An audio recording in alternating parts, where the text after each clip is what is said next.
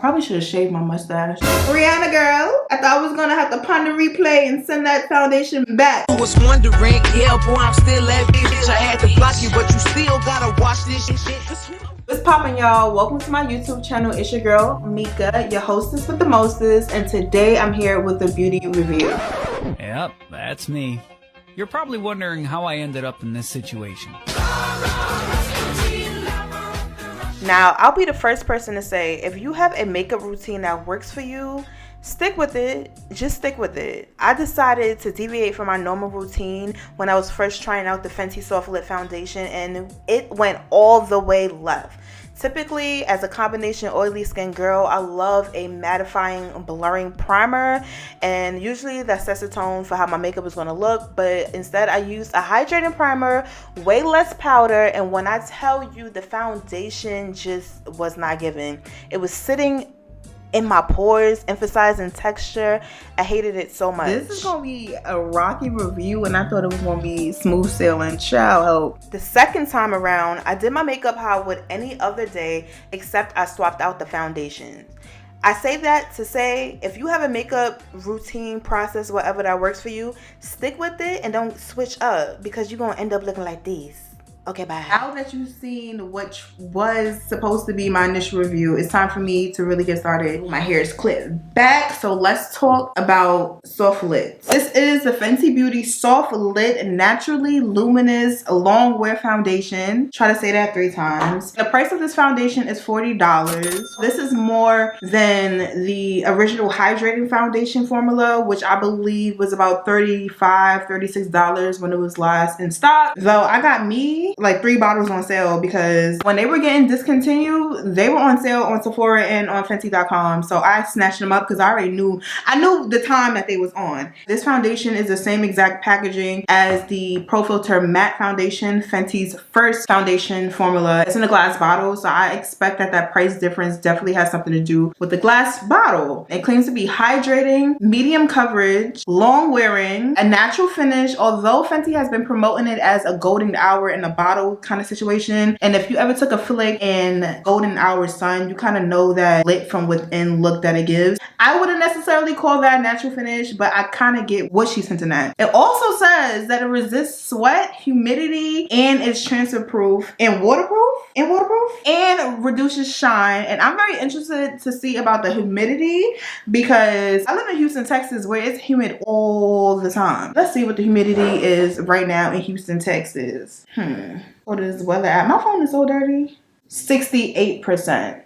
If you follow Javon Ford on TikTok or Instagram, any other platforms, he is a Black cosmetic chemist that dives deep into ingredients of products. He did post a very informative video comparing these 2 formulas to one another, so I'll definitely link that in the description box so you see for yourself. He basically said that he didn't see any additional ingredients or different ingredients that made this foundation formula more special than the hydrating one. Look at the video to get the gist of that. I did notice that there's a lot of silicones in this formula, which I'm very happy for. I think that helps my foundation wear longer throughout the day, especially in humid climates like Houston. So I'm hoping that the silicone do its thing for me. Okay, before I get into the review, I am going to swatch the shade 420 and a few different foundation formulas. I typically go for the shade 420 in any Fenty Beauty foundation or complexion product, whether it's a powder, a concealer, so on and so forth. So I'm going to compare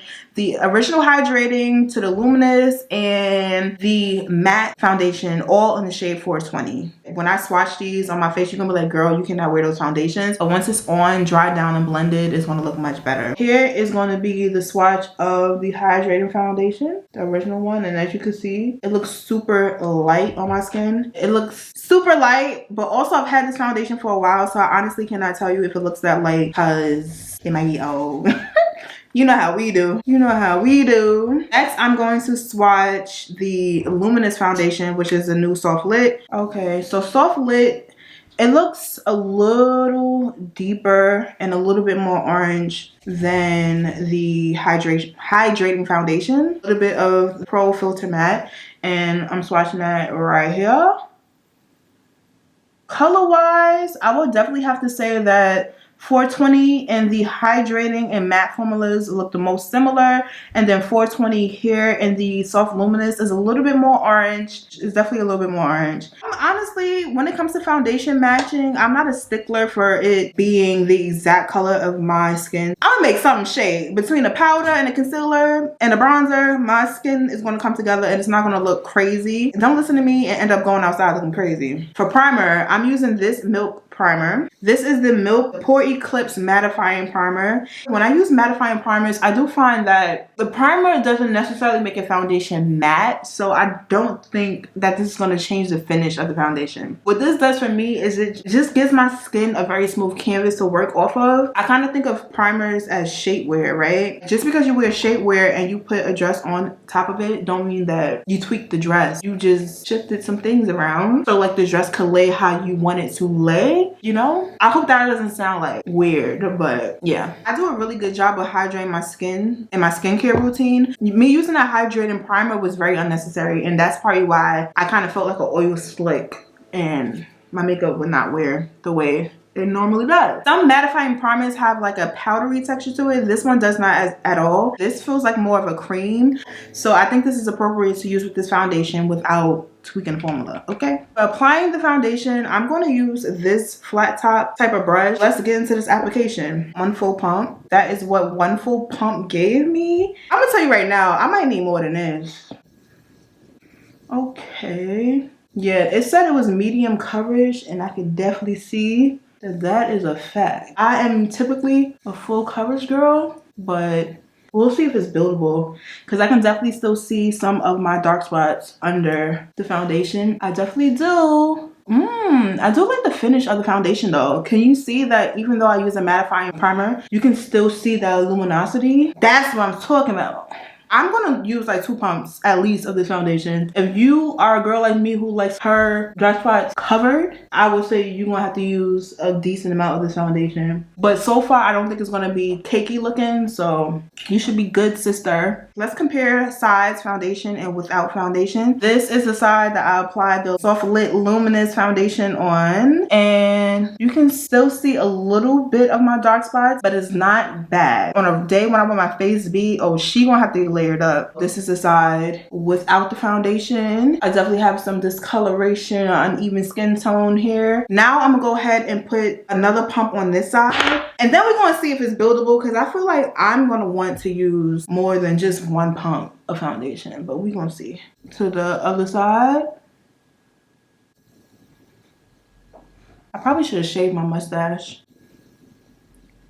The color is definitely giving a bit orangey. This foundation looks a lot more orange than the other 420s that I have. And I already know that 420 gets a lot of heat for being so warm. Like that's always a complaint about, I think, Fenty foundations in general, but definitely 420 for many people it comes off really orange. This is what 1 layer of the foundation looks like. I say 1 layer because to me this is a medium coverage, maybe even share a bit, or maybe I just be wearing too much damn makeup on a regular day. It's not bad. I like it way better on my skin using a mattifying primer versus a hydrating primer. It was like putting this foundation on oil. I'm gonna do probably 1 more pump and do that full face. So basically this is 3 pumps. Okay, so it definitely builds up pretty well. And as you can tell, it definitely does oxidize. When I'm putting the foundation on, you can see the difference between the color of the foundation as I'm applying versus what it dried down to. There's that. Okay, this is going much better than it did with that stank ass hydrating foundation. I mean primer. That's what I'm talking about. That's what I'm talking about. Now that I have the foundation fully applied and I build it up to the coverage that I like, let's talk about it. The weight, it feels incredibly lightweight. It just feels like it's going to wear more like a skin tint, like this Fenty Eavesdrop versus the actual foundation. So if you're someone who wants something that's a lot more lightweight, this may be the option for you. Color, it is giving very much orange. It's giving orange as hell. I already kind of expected that though, because that's just how Fenty rolls. That's my car. So far, my only beef with this foundation is the color. It's definitely giving very much orange. I feel like it gives orange more in real life than it does on camera. I will say that. So let me do the rest of my makeup. I'm gonna come back and we gonna talk about E and then start the wear test. 390.